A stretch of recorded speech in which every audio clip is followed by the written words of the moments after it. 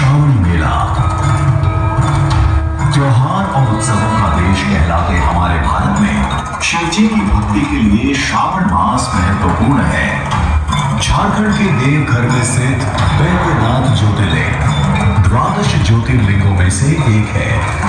यह तीर्थ 51 शक्ति पीठों में से भी एक है। यहाँ पर शिव और शक्ति का एक साथ विराजमान होना इस तीर्थ को अधिक महत्वपूर्ण बनाता है। यह अर्धनारीश्वर का एक पवित्र स्थान है जो पुरुषों और महिलाओं की समानता को दर्शाता है। एक सादे पत्थर से बना बाबा वैद्यनाथ का पूर्वाभिमुख मंदिर 72 फीट ऊंचा है। इस अनूठे तीर्थ में लक्ष्मी नारायण मंदिर, मां पार्वती मंदिर, मां संध्या मंदिर और मां काली का मंदिर भी विद्यमान है। इस पवित्र भूमि में शिवलिंग की स्थापना श्री हरि अर्थात भगवान विष्णु द्वारा होली के शुभ दिन पर की गई थी। उस शुभ अवसर को आज भी हरिहर मिलन के रूप में मनाया जाता है। शहर में शोभा यात्रा का आयोजन होता है। भगवान श्री कृष्ण की मूर्ति को बाबा वैद्यनाथ के मंदिर में लाया जाता है। यह भारत का एकमात्र तीर्थ है जहां शिव जी को गुलाल भी अर्पण होता है। भारत के प्राचीन और अत्यधिक लोकप्रिय तीर्थों में से एक इस अद्वितीय तीर्थ में हर साल श्रावणी मेला लगता है। महीने भर चलने वाला श्रावणी मेला भारत में सबसे लंबे समय तक चलने वाले उत्सवों में से एक है। इस मेले में भारत भर से लाखों श्रद्धालु आते हैं। कांवरिया कहे जाने वाले यह तीर्थ यात्री सुल्तानगंज से गंगा जल लेकर बोल बम का जाप करते हुए 108 किलोमीटर की पदयात्रा करके वैद्यनाथ मंदिर पहुंचते हैं। देवों के देव महादेव को गंगा जल का अभिषेक करते हैं और 3 वर्ण वाले बेल पत्र चढ़ाते हैं। इस पवित्र यात्रा को पूर्ण करने वाले को अश्वमेध यज्ञ का पुण्य मिलता है। झारखंड के देवघर के भाग्य में ऐसे बेजोड़ तीर्थ का निमित्त बना था लंका नरेश रावण। एक पराक्रमी शासक और विद्वान रावण महादेव का अनन्य भक्त था। आध्यात्मिकता और शास्त्रों का ज्ञाता था, लेकिन अहंकारी और जिद्दी था। इसी अहंकार के कारण उसने भगवान शिव को कैलाश पर्वत से लंका ले जाने का मन बनाया। इसके लिए वह कठोर से कठोर तपस्या करने के लिए भी तैयार था। उसने अपना सिर शिव जी को अर्पण कर दिया। शिव जी ने उसे नया सिर दे दिया।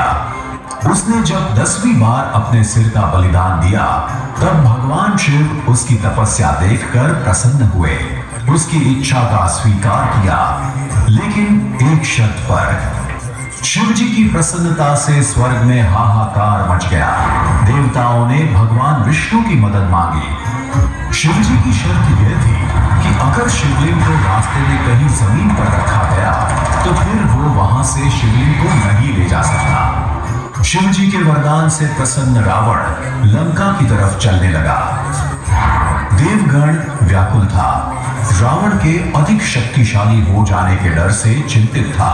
तभी भगवान विष्णु ने देवी गंगा का आह्वान किया और रावण के शरीर में प्रवेश करने को कहा, जिससे रावण को लघु शंका के लिए रुकना पड़े। कुछ समय पश्चात ही देवों की युक्ति सफल होती दिखाई दी, लेकिन रावण शिव जी का अनन्य भक्त था। वह जानता था कि लघु शंका के पश्चात बिना हाथ धोए शिवलिंग को छू नहीं सकता। उसने मदद के लिए आसपास देखा तो उसे एक चरवाहा दिखाई दिया, जो चरवाहे के भेष में भगवान विष्णु थे। चरवाहा शिवलिंग को उठाए रखने के लिए सहमत हुआ। रावण शीघ्र ही लौट आने की बात करके निकल पड़ा।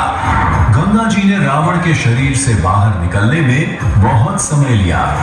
शिवलिंग को अधिक देर तक उठाए रखने में असमर्थ चरवाहे ने शिवलिंग को जमीन पर रख दिया। रावण ने लघु शंका के पश्चात हस्त प्रक्षालन के लिए पानी ढूंढा, लेकिन आसपास कहीं पानी नहीं था।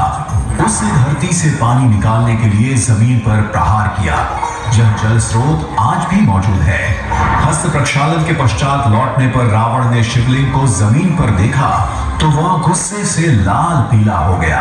उसने शिवलिंग को उठाने के लिए अपनी पूरी ताकत लगा दी, मगर शिवलिंग को उठा ना सका। गुस्से में आग बबूला रावण ने शिवलिंग को जमीन में दबा दिया। रावण को कहां पता था कि वह जिस भूमि पर खड़ा है वह एक शक्ति पीठ है, और ऐसे रावण एक अद्वितीय तीर्थ का निमित्त बना। ऐसे बेजोड़ तीर्थ के प्रति अखूट श्रद्धा रखने वाले हर साल यहाँ आने वाले लाखों श्रद्धालुओं के हम आभारी हैं।